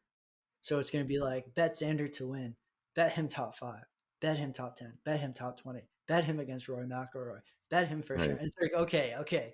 Like, I know that we're not just supposed to bet our standard size on all of those things. They're Right. obviously highly correlated. But it's like, if I know if the best edge is Xander to win, I know I'm taking some of that. But once I bet that, then what do I bet on him versus Rory, which is going to be which is going to have the highest win probability or whatever. And do I bet that instead of bet the top 5? And then do I take his top 20? You know what I'm saying? And then not only that, if you're high on Xander, guess what happens when the round 2 matchups come out? Oh, go bet Xander. It's like, well, okay, Right. It's So like if you subscribe to Data Golf, it's like bet Aaron Rye Aaron every Rye, day, every tournament, every permutation. Aaron Rye not getting it over the line the last couple of weeks was really a shame for. I mean, we had him outright too, Mm. on those, but the the just pandemonium that would have come from the data golf community had he actually won a golf tournament, I think, was like, it's a shame that wasn't realized, because data golf has done such great things for the golf betting community, and to not see the poster child of data golf convert one of those tournaments Yeah. was honestly was very sad, very Yeah. sad. Who knows? Maybe he wins the British Open, but who knows? He's going to win one of these weeks. It's He'll going to win. happen eventually. He'll win. But I mean, so I won't give away the secret sauce here of exactly what I figured out specifically for laddering. But what I will say is that when you're making those kind of decisions, you can't just do the math right. You have to do the right math. And the right Mhm. math is, you're not looking for the biggest edge. You're looking for the one with the biggest meg. And the meg is your maximum expected growth, based on, if you were theoretically to bet full Kelly on any of those angles, any of those lines, which one would give you the highest expected growth? That's the best bet. Now, how you want to apportion things, whether you only want to bet that, or you want to put it, sprinkle things on different other rungs of the ladder, that's a different story. But that's how you have to prioritize those bets. Is the one with the biggest meg is the best one. It seems like we start with that one. It's like we're Mm-hmm. finding the biggest meg, and that's going to be our anchor, and we go from there. Right. Yeah. Yeah, it's super relevant to golf, but it's also relevant now to people who are trying to synthetically increase bet sizes. And Oh I yeah. think that's like one of the telltale signs of like a sharp better. It's like, take a limited account and just like sky your bet sizes, by understanding the software and understanding the different offerings. Like, find a way to bet, 10 grand, the equivalent of 10 grand on something you can only bet $100 on. And like a lot of that is what you're talking about, like betting the same idea, betting the same ladder, point spread ladder, whatever it is, and then Right. betting other versions of it first half, like all this stuff. Like find a way to do that. But once you figure out a way, the sizing is complicated. Like it's difficult to understand. So it's certainly something that like ever since I started building golf models, like I got wrong. Mm-hmm. Like I'd say like the first huge downswing I got into betting golf, and I was doing that, was literally like betting Xander to win matchup. And then it's like each day I'm like, oh, okay, I have to bet Xander today, or whatever. And it's just Right. Model, like wake up. hey, What does the model say? Model says bet Xander. Xander. So I bet him. And it's like, it's terrible because you could just be wrong. So you have the risk of your model being wrong. So, which then over, you're always over leveraging when your model's wrong, which is Mm-hmm. never a spot you want to be in. You don't have the appropriate guardrails. And then it's just like Xander could have the flu and you're just like also screwed. So, Right. Or you could go to jail, or he could go it's to like that jail. happen these days. No, the Scotty Scheffler comeback from jail was that was such a big sweat because I know we had like at that point we already had a little Xander and then we took more, and like he comes back and plays well, and I was like, we're fine. Like, god damn it. Like, of course. Like now Scotty wins, he went to jail, like we're so screwed. Um and then the jail effect hit on Saturday, the reality of it. And he had a Mm-hmm. bad but yeah, that was like one of those situations. What do you think about those situations where it's like you're never gonna know? So you're sitting on the computer and you are like, okay, I'm pretty high on Xander to win this PGA championship, and you see it on the news, Scotty Scheffler is going to jail, and you're like, well, I gotta bet Xander. What do you do? Like, do you just start smashing and then are like, I think this is okay? Like, you don't have time to do the math, right? So, like, No. what in those situations, like, how do you view that? Those are the kind of situations where, like, circling back to what we kind of talked about at the beginning of this podcast, is like that's where your risk factor becomes how much and how efficiently can I hedge if I overbet this now. It's like if you know that you can sell off Xander on the exchange, or that you can find a counterparty to take some of your Xander if you end up thinking that you've overbet it, then you just smash Xander as much as you can, as fast as you can, and then you worry about offloading the risk later. And if you know you're going to be in a position to offload it, then you're covered. If you're not, then you're getting out on the ledge. Right, right. And then you force yourself to offload. But that's exactly how we thought of those situations when it's just one of those situations where you always ask yourself, you know, well, it's like if it's an ARB, theoretically, you're always going to bet your full bankroll on the ARB, Right. right? Like, of course, you never know which side. Certain sides cannot pay you, and that's increasingly a risk on. Mm-hmm. Um, that's a risk you have to deal with. Like if it's an Yeah. airline and you want to ARB an airline, I know that people have smashed airlines, ARBed them, and then got the airline canceled, and then they're rolling with massive size on the other side. Like, Right. that's the reality of it. But um, it's kind of one of those things where it's like ask for what is it, like something, ask for permission later or whatever. Just start betting and then like Right. figure it out after, because those are the spots that it's speed so important and the edge is so huge that you'll be able to find negative EV hedges. Like like if it's okay that you're going to take big negative EV hedges, like you will be able to find those somehow. Right. um and especially in just like a regular two-sided market, of course you'll be able to find something later. But even if it's more complicated and you have to like bet Rory versus Xander every day in a matchup or something, like there's other ways to do it. But yeah, like you said, the key is just getting the good bet first and then Right. figuring out how to like not puke away as much EV as you can while you're scaling it back to your bankroll size. Like figure that out later. Yeah. And if you're tapped in, with certain people or with certain opportunities, like being able to bet on an exchange where you can just hang up a shingle that says, okay, I know this is minus EV, but come take bites. Whoever wants a little bit of an edge, just come take chunks of my risk here. If you have that possibility, you really can lever up, and that's how you get explosive bankroll growth. Is when you start those levering up opportunities. If there's one thing from all the math and simulations I've done, I can tell you for sure is that's how you crush it. Yeah, that makes sense. That literally is exactly what basically Trent Hill said Mm-hmm. in a British accent. So it sounded really good. But Yes. it's just a math equation at the end of the day. Um, I want to ask you about like, so I talked to like China Maniac a bit because he's a poker player, but like, Right. what are you seeing? What skills do you think that the poker players who are coming to sports betting have that maybe the traders or just the pure sports bettors don't have, and like what poker skills do you think are the most applicable to sports betting?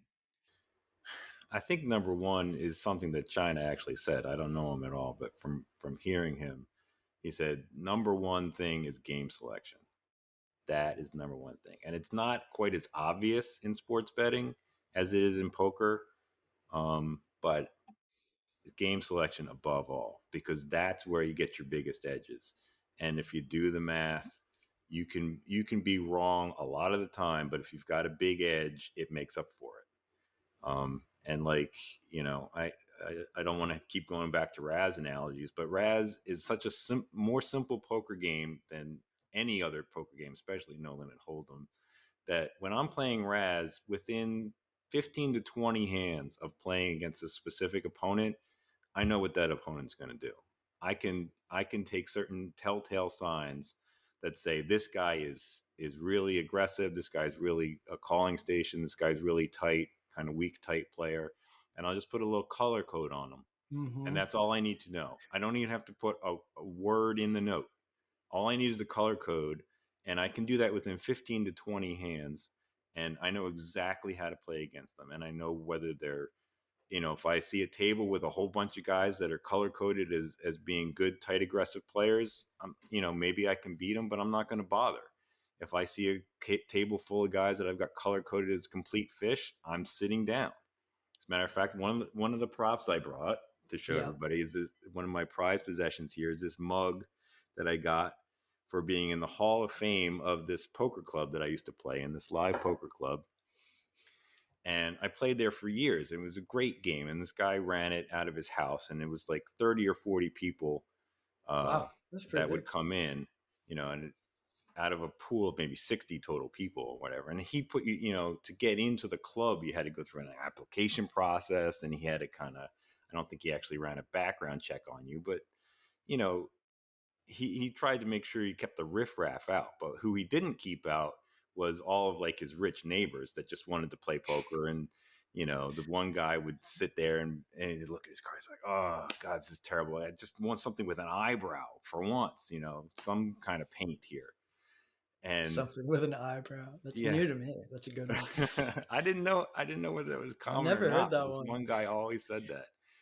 And I mean, they were fun guys that were having a lot of fun, and they would lose a lot of money, and they didn't care. And, I was kind of new to poker when I started there, but I knew enough to know that I had to drive an hour to get there. And Mm-hmm. there were guys who came to this poker club who drove farther than me, and they were the best players. So I Right. knew if those Right. guys are driving 2 hours to get here and they're the best players, this is a good game. There's no doubt about it. Like, So spot on. right? So you can And that's the find, logic. That's yeah. that's perfect logic there. So you can find those kind of spots in sports betting, like with Fox Bet.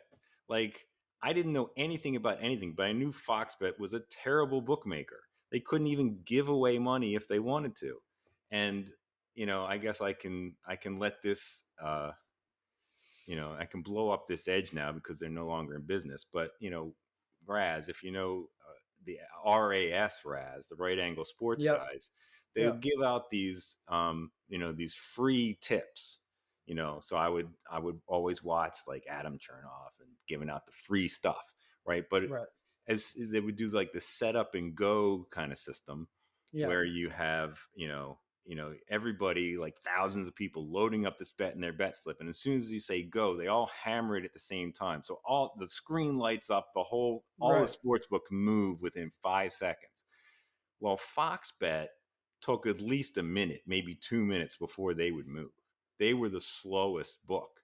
So I would always bet them on Fox Bet, because even if I didn't get on it right away, I knew the line would still be there. Even if it wasn't the best line in the market, that's where I was betting it. I would just size down a little bit if I couldn't get quite the line that they were advising. And then I would get as much down as I could on Fox Bet before they moved. And then I would, after the dust cleared for like 5 or 6 minutes or whatever, and everybody had moved, and some would over move because now they had just been pounded by all these Razz followers. I would buy back whatever I didn't want to leave open on Fox Bet. I would just buy back on the other side, and I would kind of halfway middle it. And that was really good until Foxbet went out of business. But Yeah. And I it's the knew same that thing of like, opportunity would be there, and all these books would be really, really happy to take your action on the other side after they moved 4 points on this college basketball total. They would be thrilled to take your action on the other side.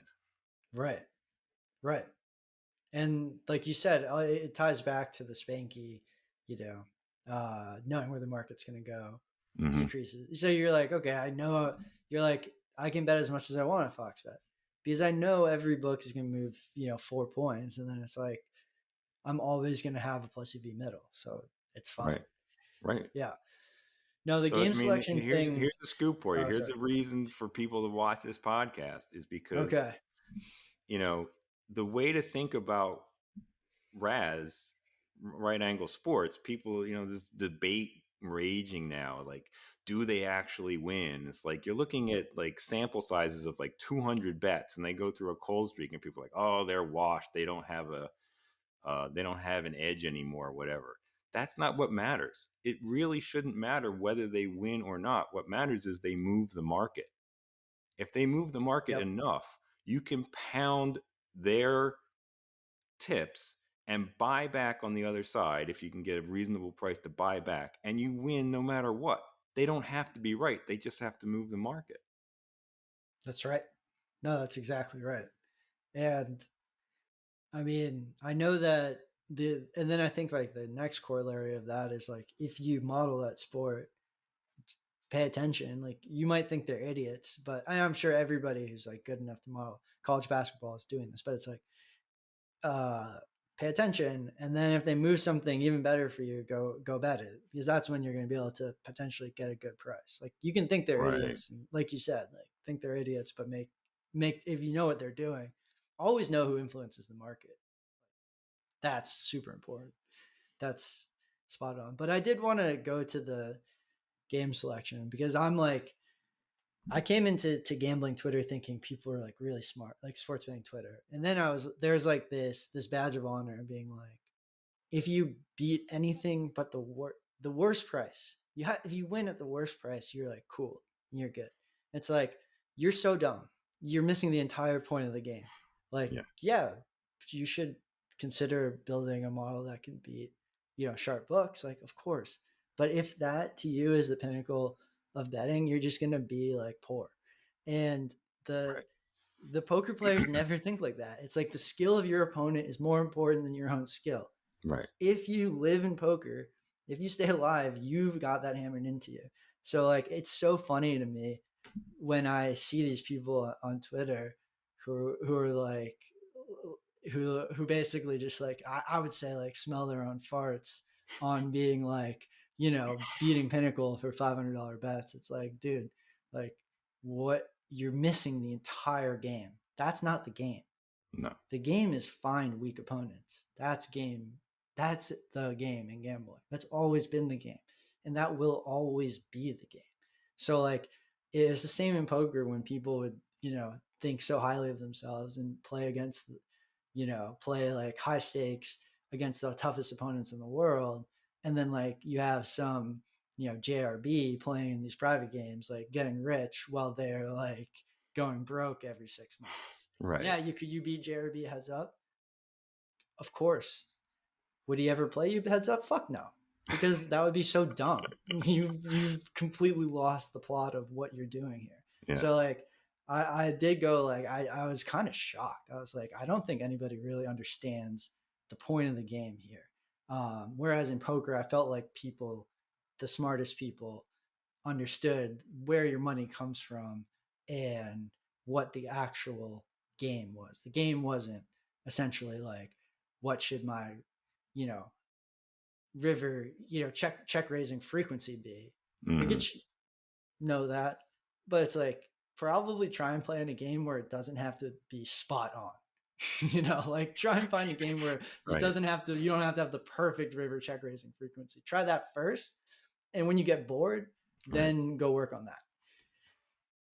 Yeah, exactly. I mean, there's a time and place for ego and pride and whatever, and like you don't really it doesn't really hit home until you've played somebody like Phil Ivey. Like I played Phil Ivey at the World Series of Poker one year. I didn't relish the opportunity. I would never choose to play Phil Ivey in anything, in any situation, but I bought into the Razz tournament along with everybody else, and I get seated on Ivy's left. And I'm like, okay, this is going to work really well because now not only is Ivy going to be constantly trying to steal the antes, I have to repop him, and I have to sit there Right. and have Phil Ivy stare at me like, I wonder if this guy's three betting me light. And I'm like, and I just if like go into my hoodie, yeah. like, And don't look at me. if people want to Google it, there's actually a picture, a relatively famous picture of me sitting next to Phil Ivey at the World Series of Poker, because this is the picture where he's sitting there with his chair turned around backwards, and there's Mm-hmm. a wad of $100 bills at his foot on the floor. And I can tell you for sure, this was not like 100 wrapped around a bunch of 20s. This was a legit stack of $100 bills that he put on the floor, and there's a picture of him because everybody's like, oh my God, Phil Ivey's so baller. He just left this money sitting on the floor. Well, the foot next to the wad of bills is mine. And you can't tell because I've got my back turned. I'm only halfway in the picture. But I'm You're sitting leaning there down, playing. covering your face. I didn't even know the picture was being taken because I'm facing the other way. But I'm playing with Phil Ivey for like 5 hours in this Raz tournament, and I know he doesn't want to be there because Doyle Brunson came by when the tournament was starting. He's like, I'm going over to Bobby's room to play in like the big game to make some real money. You want to come over, Phil? And Phil's like, no, because I got all these bracelet bets Bracelet bets. that he loaded up for that year. And so he's literally food stamps or Lambo in this game. Like the only thing that matters is winning this entire Raz tournament. Otherwise, he doesn't want to be there. So that's why he had the wad of hundreds at his foot, because he had, they have these women that come around and give you massages at the table. He's like, he found the one that he liked, and he like set her up, and he's like, just stay here. And like every half an hour he would peel off 100 and give it to her for her to keep going. That's why the hundreds were at his foot, so he didn't have to reach into his pocket to pay the massage woman every hour. I mean, it's just such a classic Ivy story. Yeah. It's like Ivy stories were a thing in poker to Yeah. begin with. But like But you my also think advice is about, don't play Phil Ivey on purpose. Okay. don't do If you that. get seated next to him in a tournament, make the best of it.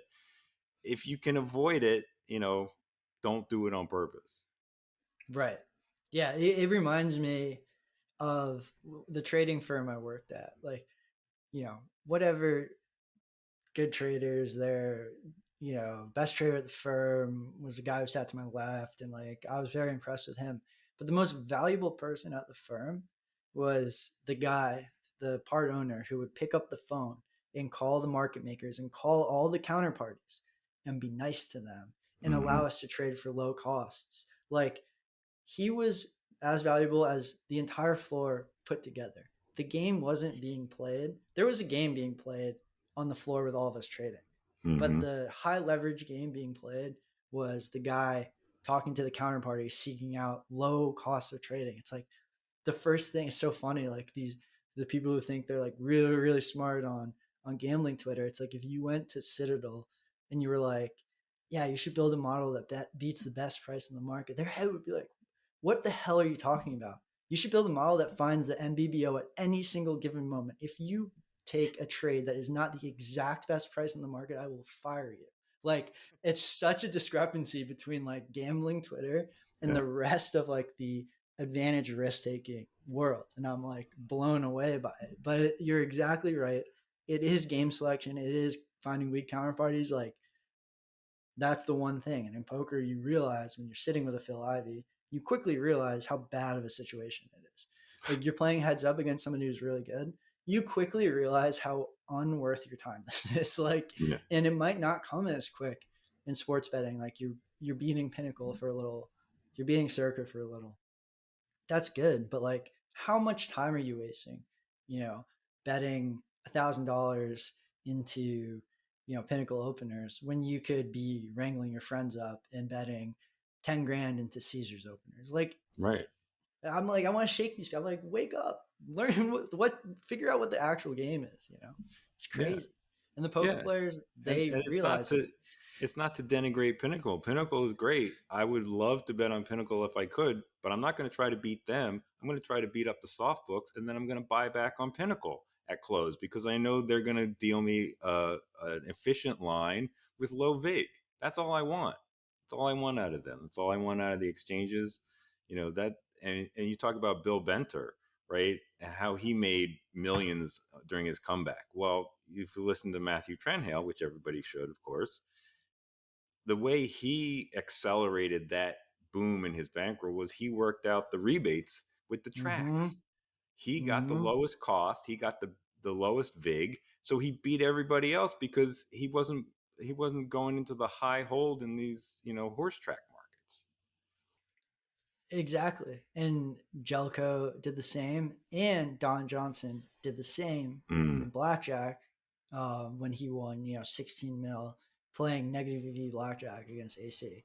Mm-hmm. So again, like, it's just one thing we do joke about. It's like if we win a bet, but it's like there's a worse price out there, we'll be like, too bad it doesn't count. It's like You don't get credit for that shit, one, too bad it doesn't count. There's a better price there's a worse price at Bet Online, so it doesn't fucking count. We're right? idiots. But like, yeah, I would say the poker players, there's not a lot of actually people I'd say from financial markets. Whereas like both my partners and myself were in financial markets for a while. Mm-hmm. Like, cost of trading, lower cost of trading, like weak counterparties, cost of trading. Everything else like kind of matters, but it doesn't matter that much. Like, Mm-hmm. if you get good weak counterparties and you keep low cost of trading, like, you won't lose. You just won't lose. Right. But yeah, it's very interesting. Like, the pure sports bettor who like just started as a sports fan, watching sports, modeling sports, like, it does seem like as that's not as focused on, when like, I promise it's way more impactful than, like, if you have an okay model but you have weak counterparties and a low cost of trading, you're Mm-hmm. going to absolutely murder the person with the best model who bets into the sharpest books at close for not the best line on the market. Like, I know that person exists. Like, I know some of those people who are that people, and they don't, Right. it's not, they're not making what they should be making based on their skill and their intelligence. And it's just that, like, counterparty, cost of trading, counterparty, cost of trading. Like, come on now. Yeah. And that's my rant. Yeah, it's a good rant. It's a very important rant because a lot of people don't talk about that.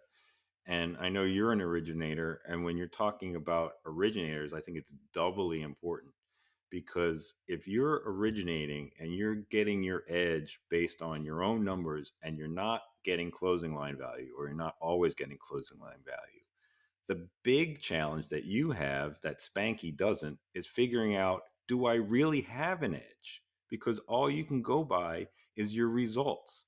And if you have a 2% edge, if you read Joseph Buchdahl's books, which everybody should, you can see how long that long run is in order for you to actually realize that 2% edge over time. You can go thousands of bets and still lose, even though you have a 2% edge.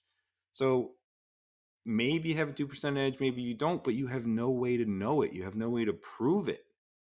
If you have a 10% edge, well, that will show up within like 500 bets. You'll know pretty well that you actually have an edge, number one, and then roughly what size it is at that point. Then you can kind of base things on results. But the smaller your edges, you can't tell based on results. And your long run becomes so long that whatever your edge you had at the beginning of it is totally changed by the end of it, right? How many Oh, tweaks do you do to exactly. your model over a year, right? Every time you tweak it, now your edge is different, and you have to start the timer all over again. That is so spot on. And Trent Hill said something like, yeah, if you have like a directionally correct model, everyone wants to think it's so good and that they can bet like Kelly on it, but usually, it's okay and it wins flat staking and if you're a good trader. And it's like it's so true. Mm-hmm. People just don't value or people just miss the big picture, which is like you could have your model, like you said, you'll never know your true edge. So one thing that really helps you sleep at night is always getting the best price you can. Mm-hmm. So that's one way to make your model win. And then the other way is just like, you know, trade it a little, understand where it could have deficiencies and understand, when you're tweaking it, you won't necessarily know that you won't know your new ROI and give yourself this massive cushion. Mm-hmm. And one thing he talked about was like he saw people that he thought were doing the right thing just kind of like give up after 500 bets when he was watching like from the bookmaker's Right. perspective. And he was like, hey, I think this is like the right thing, but like they just, you know, they just they couldn't stick through it. They couldn't, it was too boring for them, or they couldn't Yeah. deal with being on the wrong like part of the variance cycle. But like that's one thing that mitigates that is not betting all of it into Pinnacle all the time. like that helps. Like I don't know why every day you're betting into bet Pinnacle, but bet it as your last resort. Whenever you're like, fuck it, I'll just bet the rest at Circa and Pinnacle and Chris and S4 and 1 because I want to get more down and I've exhausted everything else. But yeah, Mm-hmm. like one thing that helps you as an originator is keeping your cost of trading as low as possible because it can take a medium model and make it very profitable, and it'll allow you to stick with it longer. You're so unsure of if you're winning or not, so like Yeah. anything you can do to win a little more will tamper down like the existential dread of, do I have an edge? Like Right. make sure that you feel like in every way possible you're getting an edge from multiple directions, from soft counterparties, cost of trading, and your model and the tweaks you do. Have many fail safes on that model because it's very stressful to originate and not um, you know be able to be sure you have an edge, like you said. Mm-hmm.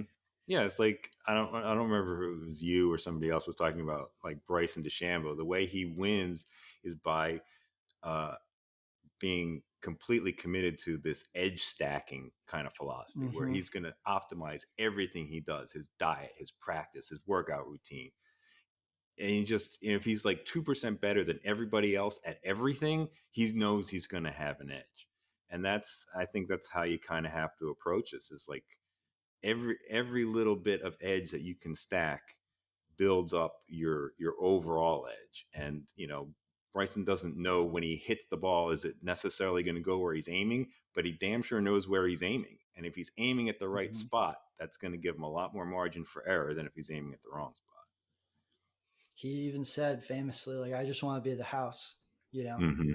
get a little bit here, a little bit there each round, chip away at, take a half a stroke around from, my, my main, the biggest names who are challenging. If he can take half a stroke around through getting, zero point 0.1 strokes from distance and from, Mm-hmm. his chipping or whatever. And if that adds up to getting like half a stroke from Rory each round, like over time, it's going to show itself. It's a Hmm. great no, and that's the thing. Like, unfortunately, I think in originating, like, there are not many just massive edges. You know, you're not just gonna put a model in there. You know, put them all together, and it's gonna be like, here's 15% edge. Like, it will take a lot of things to stack to get 15. You might have, 10 levers in your model that you think the market doesn't account for. Right. And one day they could be five one way, five the other. You'll be the same as the market. And, you know, that will lead to a lot of no bets. But, one day you could have eight going one direction, two going the other way. And all of a sudden, like, the stacking of those eight or, perfect storm, all 10 line up. Like, that's when you start to see big edges, but it's stacking 10 small edges, like you said. Hmm. Definitely. Yeah. And then, Nice. getting back to talking about my Pinnacle articles, the one article, I think the last one I did for Pinnacle was, developing what I call the root unit staking system, which Mm-hmm. came out of the idea that the edges that are available to you in the market tend to follow the odds that you can get them at in the market with a function that approximates Kelly when you account for the risk of the different edges that you can get at the different odds. In other words, you're going to get the same expected growth betting full Kelly at plus 800 on the best price in the market as you would betting at plus 200 on the best price in the market, as you would at betting minus 110 on the best price in the market. Like, the market will only offer you enough of an edge there that it's going to make a certain amount of expected growth, and it won't give you a bigger edge beyond that, except in rare cases, error lines and that Yeah. kind of thing. So if at minus 110 you're seeing like 3% edges, at plus 800 you may be seeing like 10-12% edges. But when you calculate the meg for both of those situations, it comes out exactly the same. Like, Mm-hmm. you Mm-hmm. can't you get a bigger edge on the longer odds, but when you have this risk adjusted uh, Return or whatever, growth. returns, yeah, for financial term, it all works out to be the same. So I figured, oh well, you can build a staking system based on that, where you just stake based on, do a little math with the square root of the odds, and it'll give you like the the approximate Kelly sizing, no matter what those odds are, because that's the way edges fall. So, you're talking about these high leverage situations, finding big edges.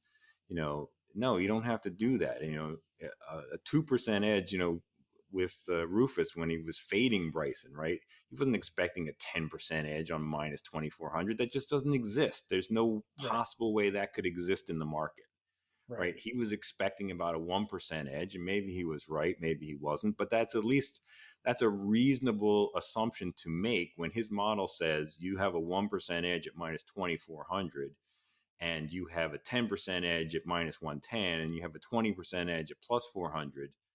Yeah, that's believable because it works out with the math where you would get the same meg on any of those. And That is very. that's where the market will offer you.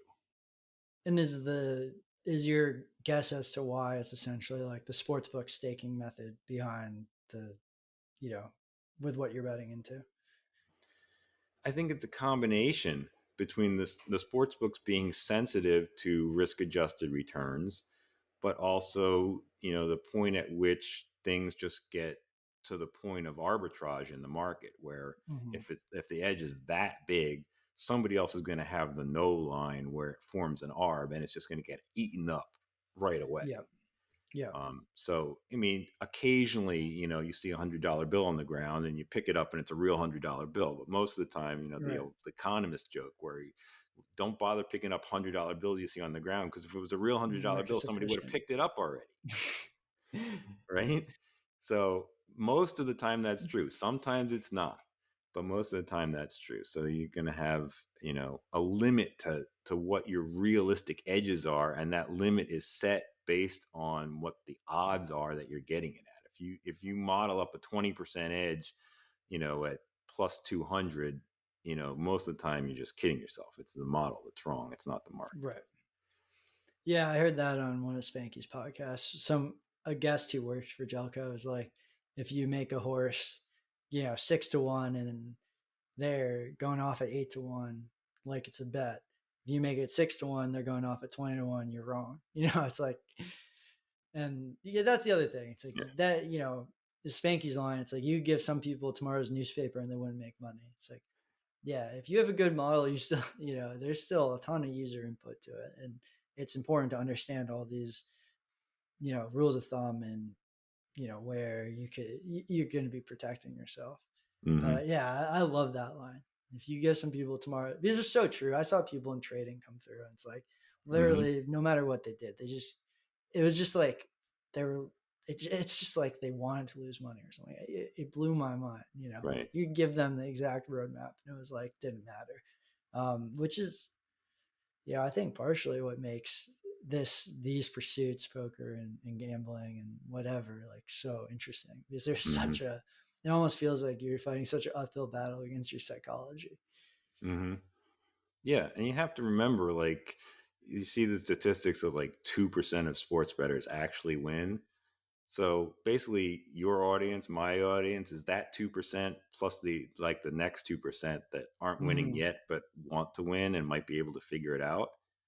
And that's it. And that's like the top 5% of all sports bettors. It's hard to get into that top 5%. So don't waste it. Make the most of that opportunity if you get there. Yeah, I agree. And pat yourself on the back if you're listening to this right now. According to Dan, top 5%. If you Definitely. made it this far, probably top two. I don't know. Well, if you're not top 2 yet, we'll get you there. Don't worry. Exactly. If you're top four, and I mean, like all jokes aside, I do think that was the point of the academy. It's like we actually, like, I don't even know if you know this, but we have people like fill out a questionnaire, and then Mhm. usually they like we don't you can't join.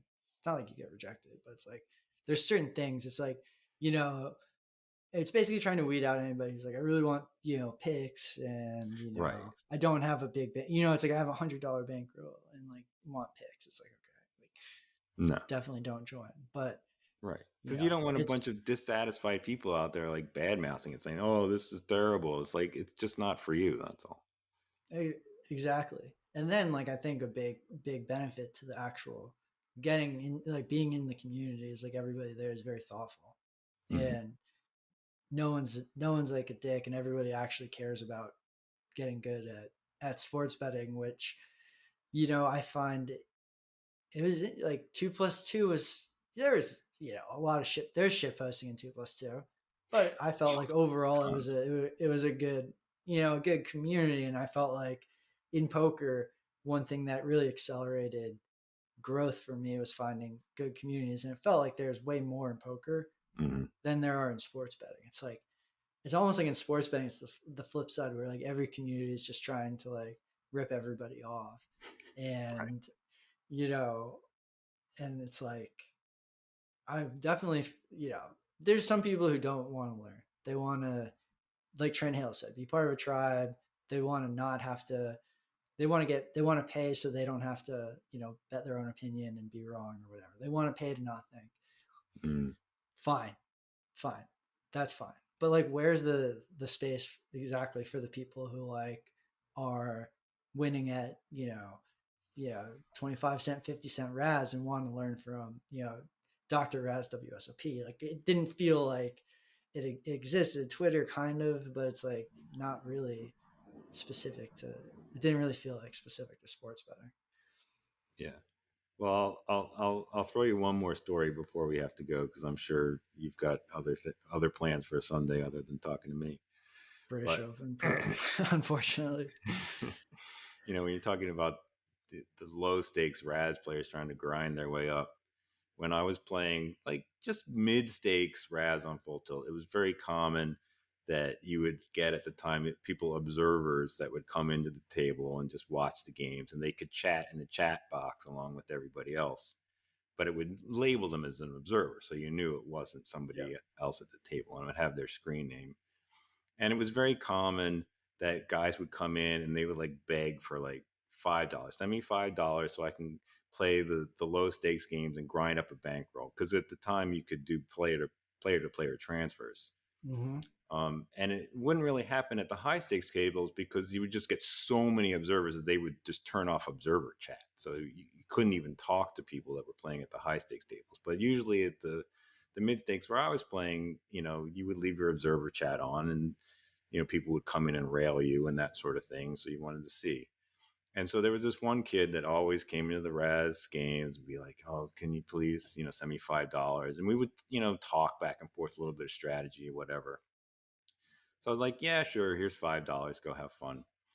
So then I joined 2 plus 2, and this guy, in the forums, he says, "Oh, SG Special, I recognize your name. You sent me $5 on Full Tilt. Thank you. That was great.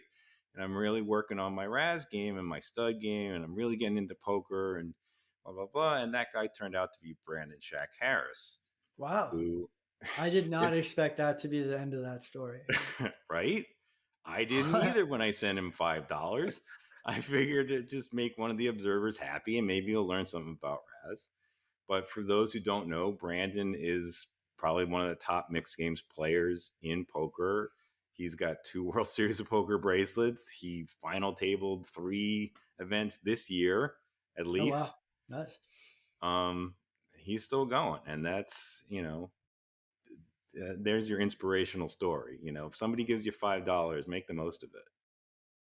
I can tell the flip side of that exact same story where I had final table the tournament, and this is where, the smart ones would go. It's like at the final table of the tournament, everybody's getting paid or whatever. Hmm. And they were like, same thing. He sent me $5, like for the run good, right? Right. And I'm like, I don't know. I was like such an idiot when I was 20, 21, whatever. And I'm like, yeah, okay. Send him five. And then he's like, oh, I got it. And then I expected, he was going to give me some good vibes on the table, root for me or whatever. And he's like, oh, cool. Can I have $20? I was like, oh, man, no, I don't think so. Or, these amounts, they could have been different, but can I have $20? I'm like, no, just leaves the table. No support. No run good after, I was like, God damn it. Like, I thought I was like buying a bit of a rail, like a cheering section, and just got totally ghosted. So it goes both ways, but I like the Brandon story a lot better. That's why I was so surprised. I was like, that's crazy to me that that turned out to be the case. So I'm happy I gave that guy $5 just in case it went the other way, and it turned out to be like a poker professional 10 years down the line. Exactly. Makes me feel better. But yeah, any parting thoughts? Do you have any props that you didn't use that you wanna show to the hardcore fans that made it this far? I mean, that's not really my thing. I mean, there are some angles that I'll play and that sort of thing. I meant like your mug, like props, like Oh, from props are, back yeah, there. I Yeah. do. I do. It, if people want to Google me, they might see this anyway. But here's a CD from one of my old rock bands. This was like Yes, the that's right. pinnacle of my musical career. We handmade the boxes for the CDs. I mean, we bought they're like reel to reel tape boxes that we got stickers and we put on there and everything. And I mean, that's what I was doing in my 20s. I had no conception of poker or sports betting or anything like that. I was all about music, trying to have my own, you know, small time band and player in clubs and that sort of thing. Um, but and thinking about your podcast, it's called the Risk Takers Podcast, right? And Right. what does that really mean? And I was talking to one of my old friends from a different band the other day. I'm like, I'm going on this Risk Takers podcast and stuff, and I'm like, when we were in the band and we were doing stuff in our 20s, we were taking all sorts of crazy risks. And what was our upside? Right? What was the upside of this? So we got to play in some dive bar at like 11 o'clock on a Tuesday night. This for like $200 split 4 ways. This was like our big ambition, right? This was our one time. One time can we play JC Dobbs on a weekend or something? That was like the biggest possible score we could hit. And it's like, you just have all that energy and that drive, but that's what we were into. So that's what we were doing. Yeah, it's funny. No one's ever kind of brought up the name, but like when I named it, I always I always feel that I say this a lot, but like poker, sports betting are good learning grounds. Like if you can learn to do it, okay. Let's say you lose a little bit of money, like you're gonna make money in like that EV is coming back to you because how much like risk and uncertainty we just deal with outside of gambling and how to Hmm. handle it and like make decisions um, in uncertain conditions, right? And how to Hmm. quantify or at least think about risk to just make your life a little bit better. It matters. So that was kind of the name. Like I knew it was going to be sports betting, but like I I wanted to make kind of a point that there are applications outside, and you're right. Like if you look at it from a risk adjusted standpoint of like being in your band, the Hmm. math doesn't work out, but there's other things. Always multiple bottom lines. You got to have a fun time with your friends, so it's not doesn't mean it was like the wrong decision, but it's like you understand the risks and you understand the benefits and like you're okay with that. I think that applies to so many decisions. Like have a fun time in your 20s. Like that's not bad, but it's like just understand what the trade-offs are. Right. Exactly. I mean, if you can have a fun time and make a bunch of money, that's even better. That's when you have the positive EV hedge. That's when you have Hmm. Bryson as value when you've bet you've bet against him the whole tournament and you show him value on day 4. Fine. Perfect. Make a Right. lot of money and have fun. But yeah, I appreciate you mentioning mentioning the name. It's I don't know. I never know like if it's a good or a bad name. It kind of felt dorky, but I was like, I just need to name it something so that I start doing it. Simple as that. Right. Yeah, you never hear it if it's a good name, but you sure hear it if it's a bad one. People will that's tell you it's bad all the time. that's a good point. That's a good point. Um, well, Dan, thanks for coming on. This was an awesome convo, and yeah, I think there's just like a lot of actionable, important things in here. And if you want to chat with Dan and I more about this, hop into the link. I think hopefully we'll get you a link. By the time this airs, we'll get you your referral link. I Okay. know I was bothering Nico, but yeah, sign up, join GP Academy, chat with us, check out his class, bunch of other classes, and yeah, expect some more things from Dan in the future. Uh, and yeah, man, thanks for coming on. Yeah, you're welcome. And if this airs early enough, I don't know when you're going to put it out, but July 24th, put it on your calendar because there's something big happening at the academy That's on right. that day. That's right. That's right. July 24th. That's all you'll hear out here, but get in there before then. Yep. All right. Thanks everybody for listening. And yeah, we'll see you on the next episode.